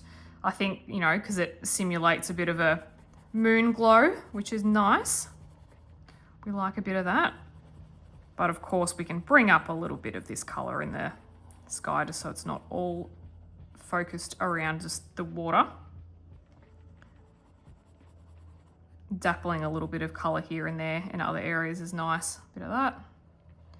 And on the buildings, you'll see that I do have a lot of white gaps still. I am leaving a fair amount of that for detail work, metallic paint pens, metallic watercolor, I should say, not metallic paint pens. Although you can use those if you like. And yeah, just for some details. And for the bubbles, you'll notice that I've colored over them. That's because they're all going to be colored in with an acrylic paint pen. I'll use a white and then I'll put some glitter over the top. So same with the stars. I'm not too worried about avoiding those, but I'm avoiding the stars because they're a bigger object, but the circles are small enough. At this point, there's a bit more color up here. I'm really just, I don't know, I'm just placing the colors where I feel naturally they would go. So I'm looking for blue areas, I'm looking for lighter pink areas, and I'm just blending it all in. So if you're following along, have a look for some gaps. See if there's a gap where you might be able to add a little bit more color. You could add some down here as well. I feel like we could go a bit of a deeper blue too. And let's just have a quick look at what I've got left over. So we've got a lot of pastel colors. We do have some sandy colors as well. I think what I'm going to do, I'm really liking the way the Pablos are working here. So I might swap some of these colors out for the Pablo brand. The rest here are Holbeins. Yeah, pretty much just Holbeins and Pablos. So we do have a Pablo there, which we could use too. And even I could find some bright greens for the crocodiles. So I've very quickly rated my stash of Pablos and I've come up with some extra colors just to add to what I've already got there. Because we are at the stage where I do want to burnish things and the Pablos are just working so well. So I've got a green here and we will go through the colors as we use them. A green here for the crocodiles, some yellows for the buildings and the rest of the flowers, and a jade green here, which was already in my stash, which we could just go through with the water. I've got a light lemon yellow for some highlights, and I do have my Derwent Drawing Chinese white as well, which I think will work really well for just maintaining more highlights. And then I've just got a bit of a different pink here as well. This is a rose pink. I could put it on in the buildings, a little bit of the flowers maybe. I've just got it here as a, let's just have it there to try it. I do have some other Holbeins in front of me too. And now I'm just thinking about that sky as well.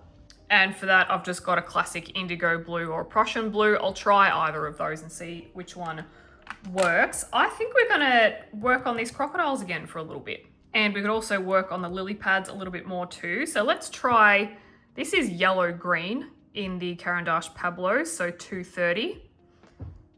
And I might go ahead and just start to run this through the crocodile tail.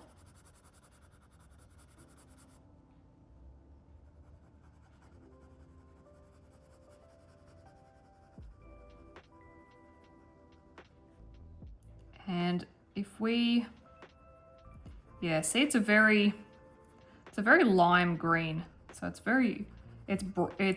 I'd say it's a very bright green. And we could just go through, really just make that color pop out.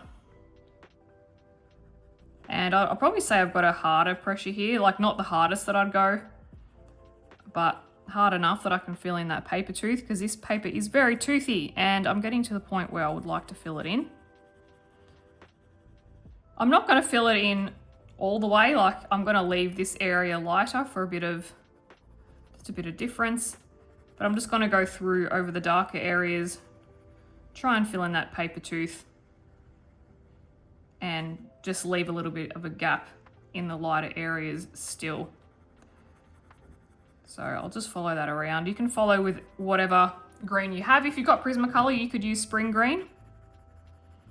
That'd be a good color to use. Hence why I also like mixing my brands, because depending on how all the pencils are behaving on the paper, I can just pick and choose depending on what stage I'm at, how much color I've already got there, what I feel I need to use to achieve the look that I want. So yeah, hence why mixing them for me is fun.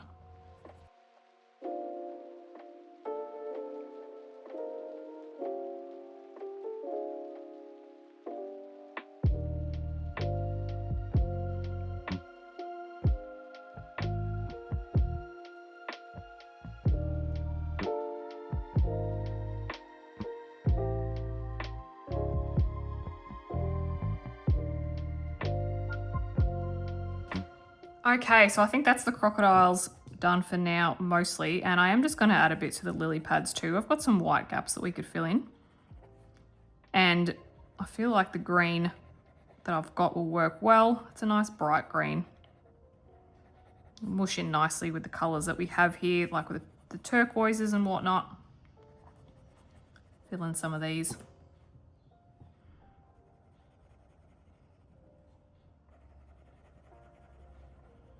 Mush it up here a little bit.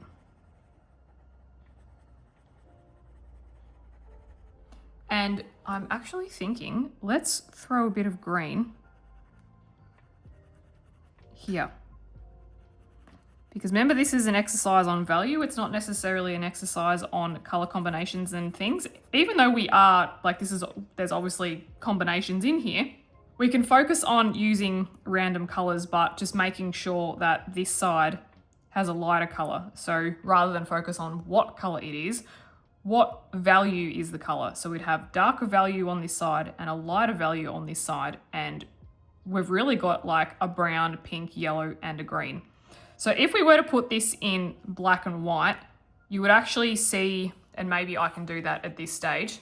Hopefully we can see that we still have quite a lot of depth and variance in our coloring page, and therefore sometimes the exact colors don't matter. Now, don't get me wrong, there is a large proportion of time where the colors do matter, and even in some of the elements today, the colors have mattered. But if you want to experiment, if you want to play around with value, if you want to mix and layer your colors, you absolutely can, because value is one of the most important things in terms of creating depth with pages.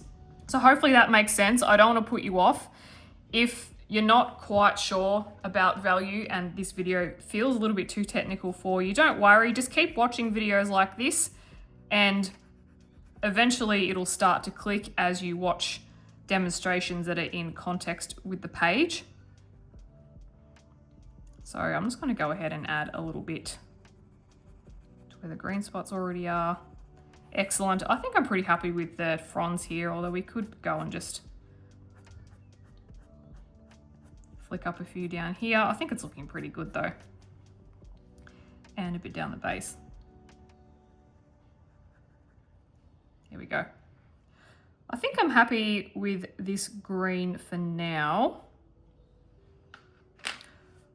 What we could do is let's add this lemon yellow 240 in the Pablos. And let's focus on the buildings, and we could also put some through the crocodiles as well. So some bright lemon yellow. And my aim here is to try and smooth everything out. Yep, nice and vibrant. Let's add a little bit here. A little bit to the side. So I'm just working on my lighter colors now, and I'm eventually going to move to fully pastel and white colors.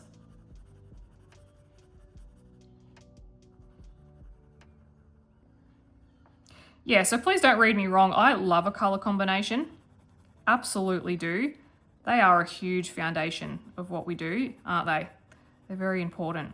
But occasionally, I like throwing things at the wall and seeing what sticks. And this can be a really fun exercise to try. And you'll find too that in our color combinations as well, if you were to put those color combinations in black and white, you would see that there is a fair amount of depth and variance to those values as well. So the color combinations do contain this element of color theory too.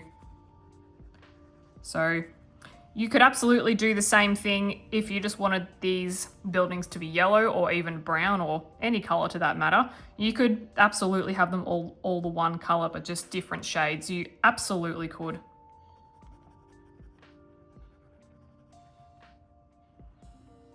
Let's go a little bit up here. Still haven't decided. I think I might make these windows black, to be honest. I'm thinking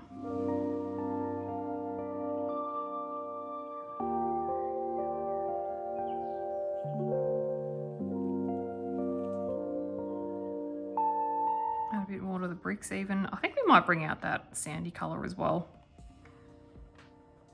for some of these bricks. I've got, yeah, got a sand color in the Pablos, but that, and let's do a bit on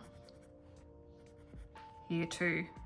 Let's add some of this to the crocodile and see how we go. Potentially we could add, got a yellow that's a little bit more vibrant that we could add too. I'm just going to bring it down the center like so, medium pressure. Not pressing too hard.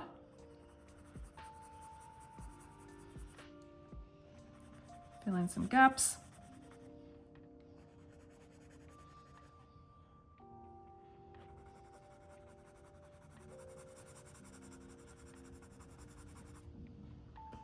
Got some nice colors going now.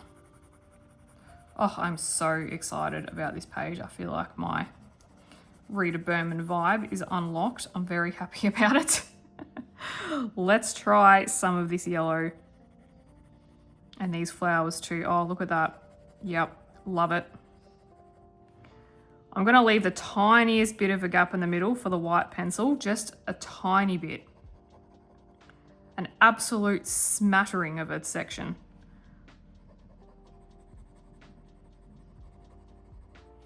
Here we go. Oh, this is a lovely flower. I like this a lot. In case you weren't picking that up. Let's go ahead and add it to these ones.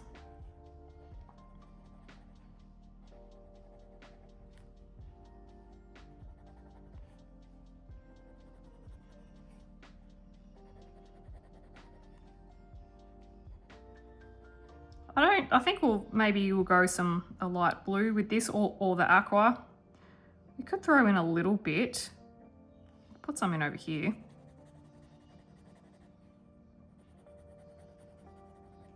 Yeah, they're looking good. Look at all that. Purples, pinks, yellows thrown together.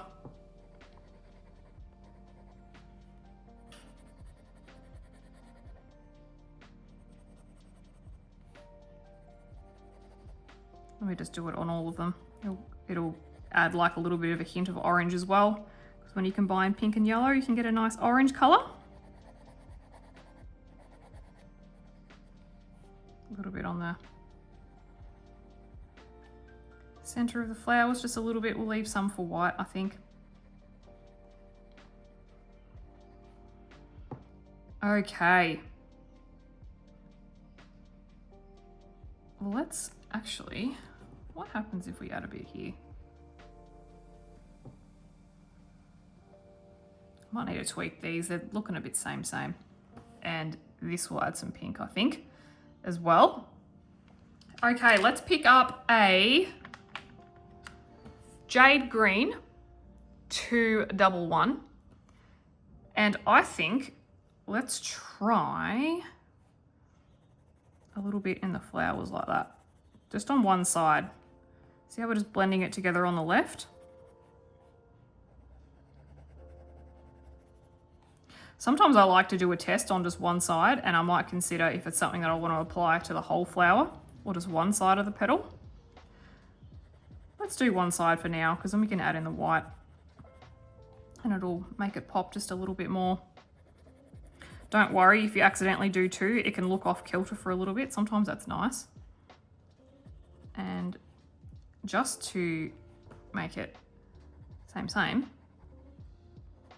let's add a little bit to these flowers. And then I'm actually gonna add a little bit to the water. I'll give you an example first.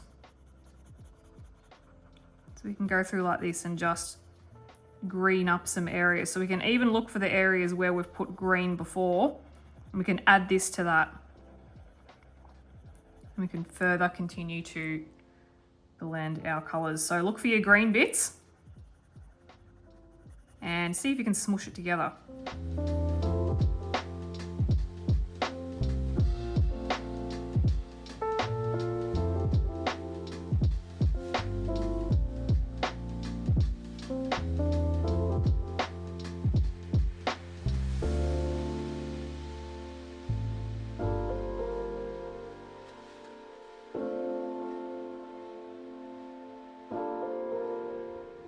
Righto, next for me I think is going to be light ochre 032 in the Pablos, and this is like the sandy yellow that I was talking about. I'm just going to add it to the bricks,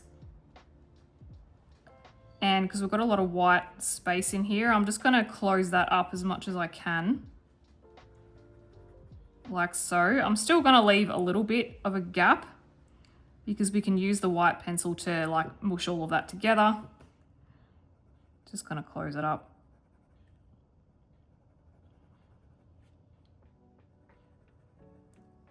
Maybe you would prefer having a lot of your buildings the sandy color. If you'd like to have like a true representation, if you're not into as much color as I've laid down, it's completely up to you.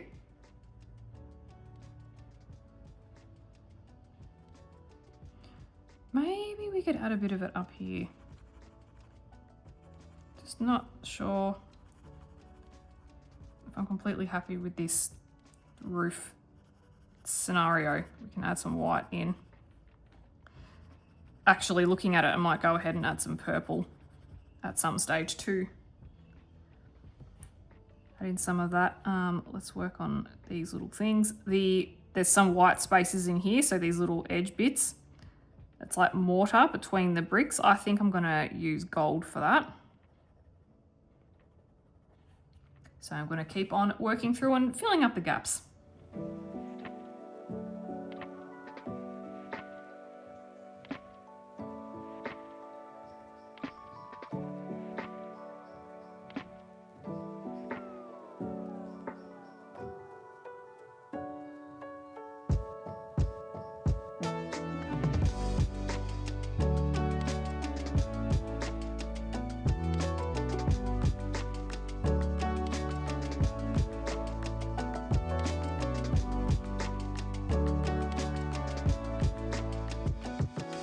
And now what we can do is add some to the lily pads as well, I'm thinking. Just bring it out so it doesn't just have to be on the buildings, we can just bring it through. Maybe we can add a little bit to the crocodile eye as well. And I'm just looking at the fish, I want to add some yellow back in those too when we get to it.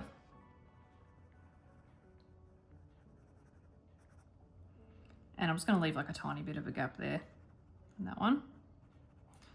Fill that in. I missed a couple of bits. Okay, so I think the building's pretty much ready, apart from just a couple of sections that I've missed, for the white pencil. I've pretty much got all the colour there. We can tweak that. I'll tweak the sky a little bit too. We'll probably work on that next. And I really think I want to go with this Prussian blue colour 159. So if we have a look, so that's the Prussian blue, that's the indigo, so that's more of a purple colour. This is blue. So I'm probably going to add both, but let's just add this one to start with. And I'm going to go into my darkest areas, harder pressure, but I'm just going to taper off and layer it because we can use this pencil and combine it with the other colors that we already have there, and then we can add like a white pencil on the top to mix it all together.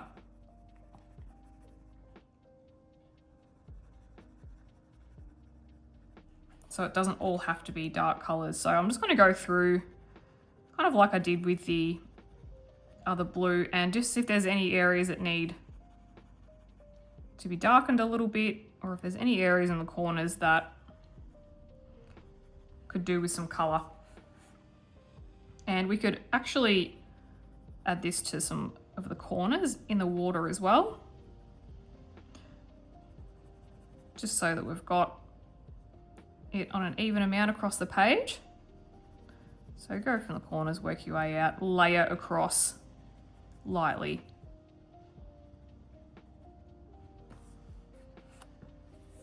Just bringing a little bit more colour, a bit more blue, deepening up the sky a little bit, not covering up the other colours that we've done, but just kind of using it to work with the other colours, if that makes sense. Oh my gosh, I hope I'm making sense in this video today. I feel like I'm just talking about so much stuff and that it's all making sense to everyone. If it's not, don't worry, I will be doing plenty more videos like this, like I was saying before. So if you just keep watching them, eventually all of this concept will make sense. Fingers crossed.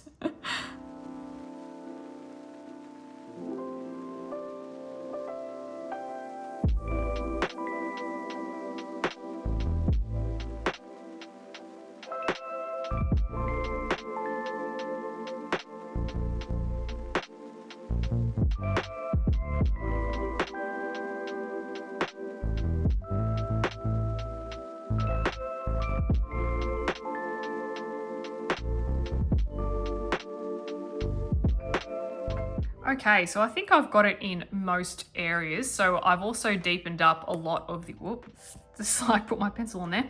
Deepened up a lot of the areas in the water, so in these corners here.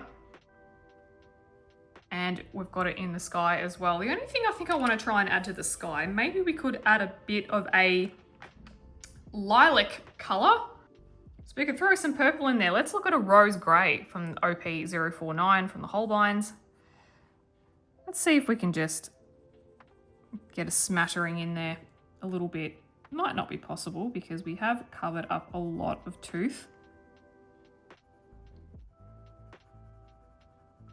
But let's see if we can just smatter it in a little bit. Here we go. I think we can.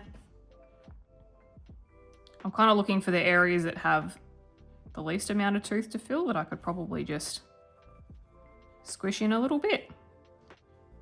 Yeah, bit of that.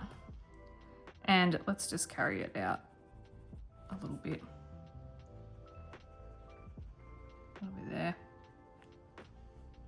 Just a tiny bit. This is like the 1%ers, you know? And I've realized I've got to fix up those bricks.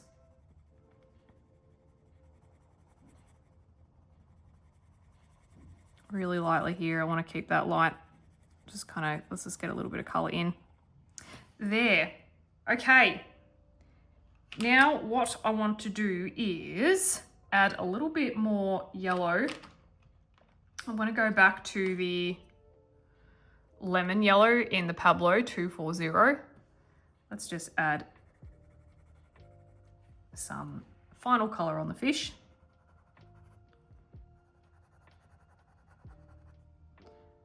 And I think I definitely need to work on the roof of the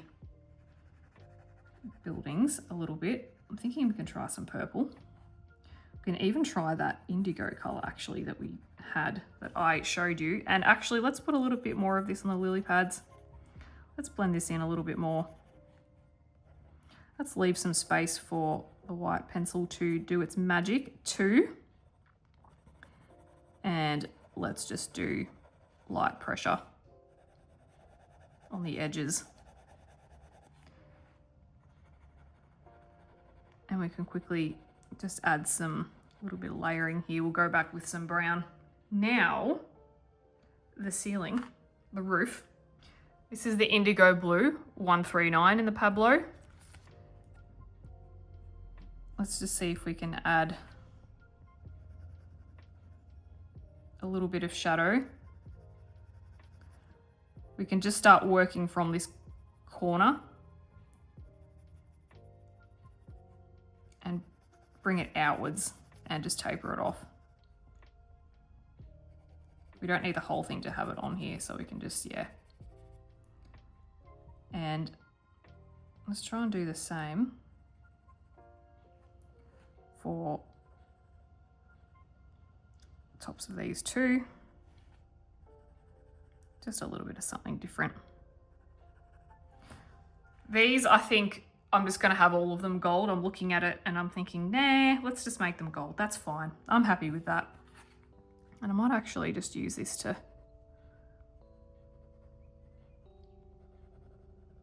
darken this up a little bit as well. We could throw a bit down there. A little bit more color. This is just a light pressure.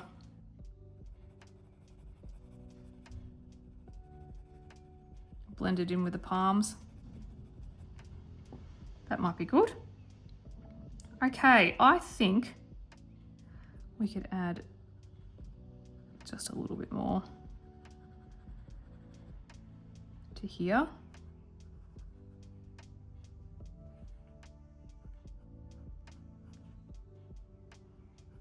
Really just,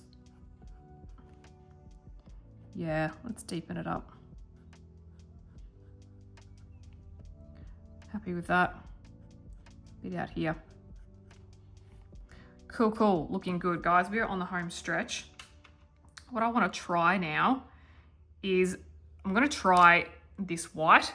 I will get a different type. I might even go get the Pablo one if this isn't doing what I want it to, but I have a feeling it'll be fine because it is my regular. And I'm just going to go in.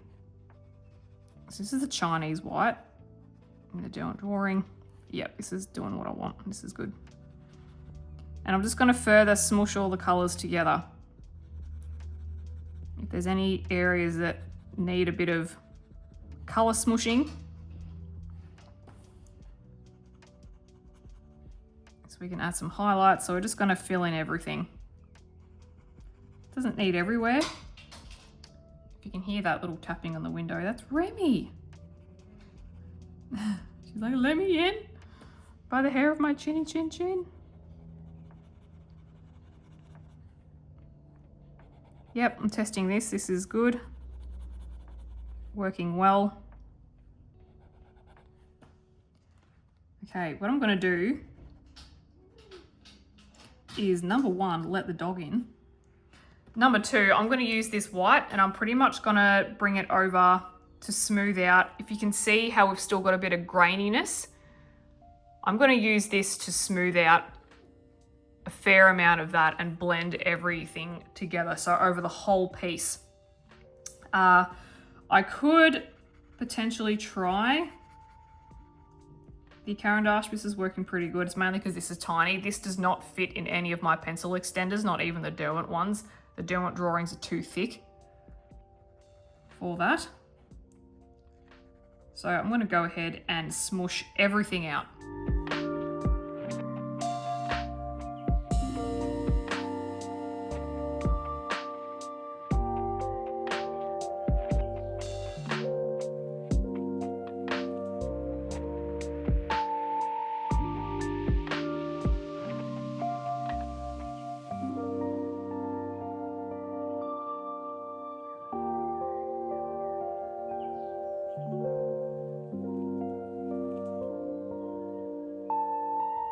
Okay, everything's looking a lot more smushy and a lot better. I've done the whole thing. I think I might go through with some of these windows now with my Polychromos black 199. And I might just do these 4 windows up here. And I'll just really get a vibe for it before I commit to the other windows being black. I think I do want them that way. Yeah, I think I do. Let's do this one. I mean, I could always do them in yellow, and if I don't like it, just change it. But yeah, no, I think I do. I think that's what I want to go for.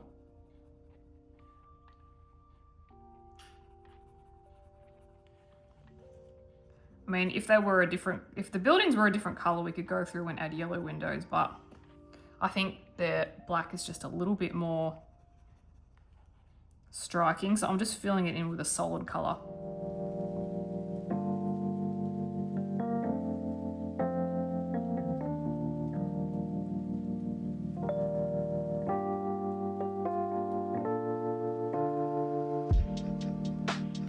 And I think maybe what we could do too, if we wanted to, just add some shadows with the black. Let's go like a medium to light pressure. We absolutely still can fit it in.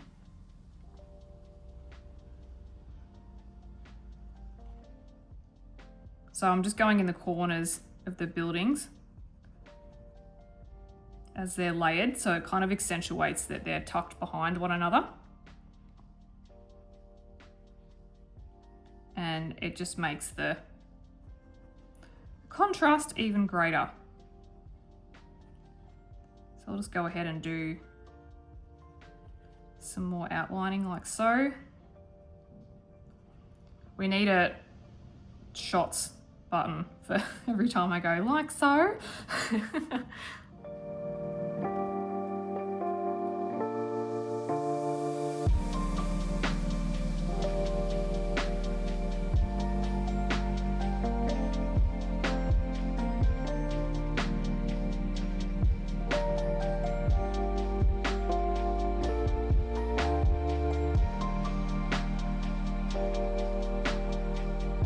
Okay, I think I'm pretty happy with that. We don't need too much, we just need a little bit.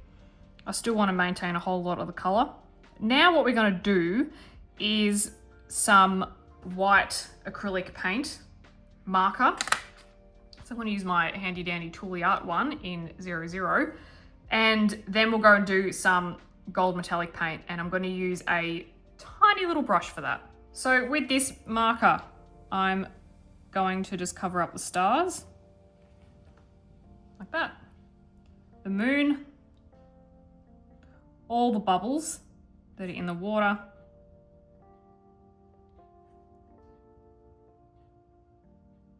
big and small, because we can put some glitter on these.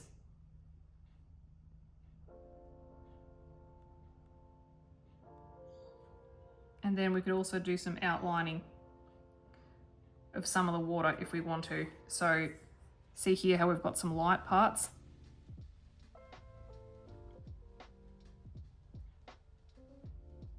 Doesn't have to be all the light areas, just some, just to accentuate it.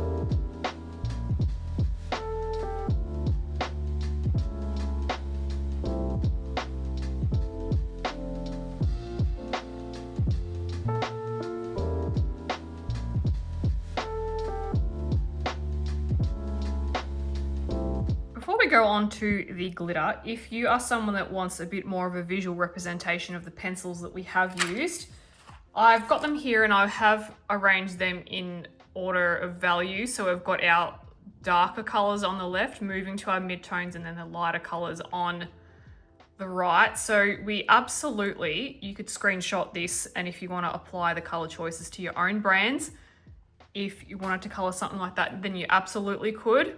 You could also have all of these pencils as the entire color palette for the book if you want. Now I have a whole bunch of pencils that I didn't use, which were these ones. So this is what I mean by I pick a whole stack at the start and then I just work my way through them and leave some out. And there was a whole bunch of these I didn't use, mainly because I was able to make the colors with the pencils that I already had. And yeah, I just didn't have room for them. So all good.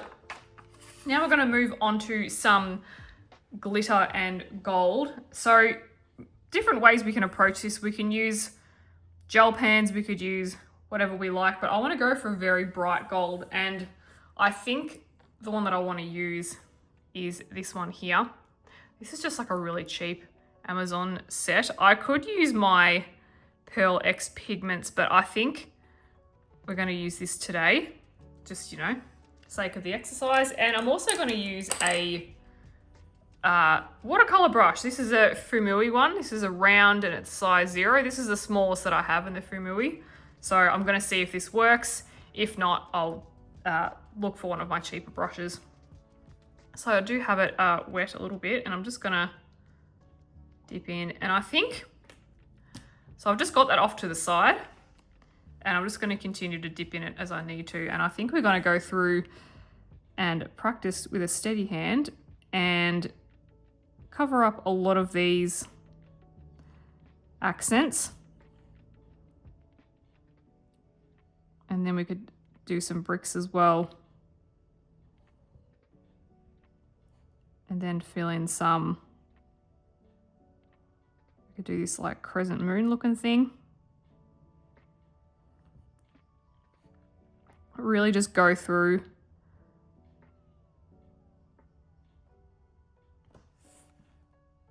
and just add touches of gold everywhere. So I'm going to do this on the entire book. Sorry, the entire page. Probably the entire book eventually. And we could also, if we practice with a steady hand, let's just do a fine kind of sweep like this. This is great practice.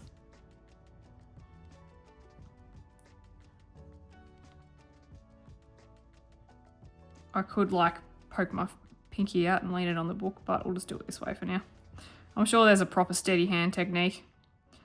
I'll learn it later. And we could do this one too. Let's just, this particular star here.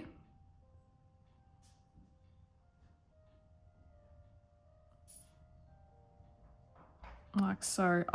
I will fill all of those in. Let me give you some examples. So that's Remy again, of how we could zhuzh this up. So we've got some little spots on the crocodile, which we could go through. I could add little bits there.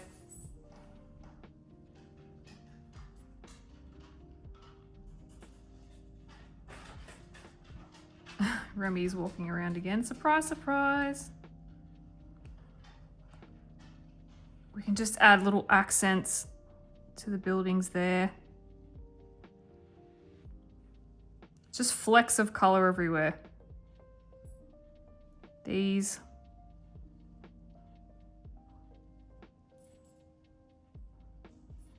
This detail work here, anything you like. And I think I'm going to go through and dot all of these. See these like black spots up here? We'll dot those in gold too. Fine detail work, but I think will really add to the effect.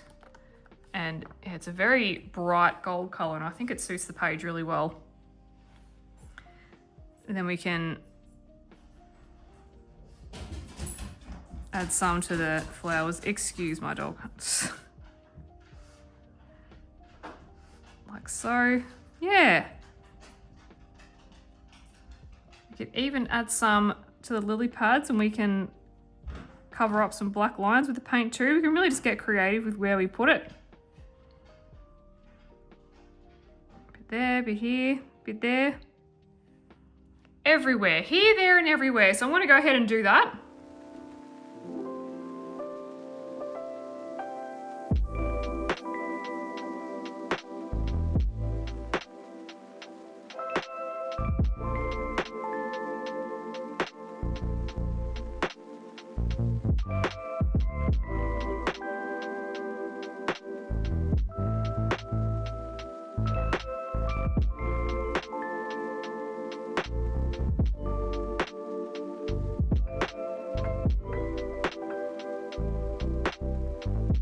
All right, a million gold little dots later.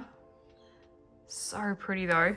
We're not even finished yet. We've got to add some glitter. We've got to add some little bits of glitter to the moon and some of the bubbles as well. And we're going to use Kindy Glitz because why not?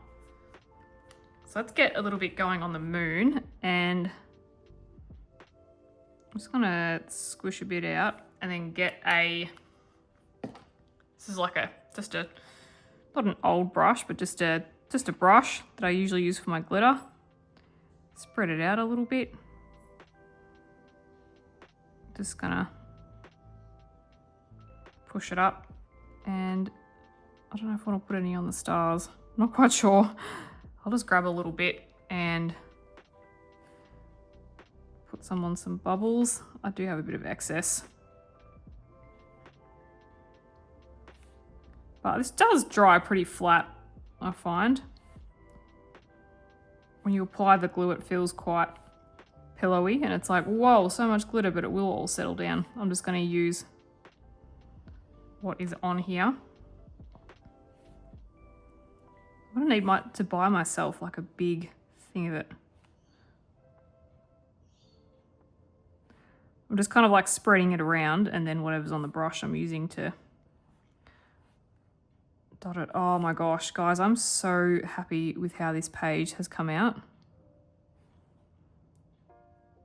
I would like to colour this way a lot more, if not permanently. Oh, I love it so much. It's so fun.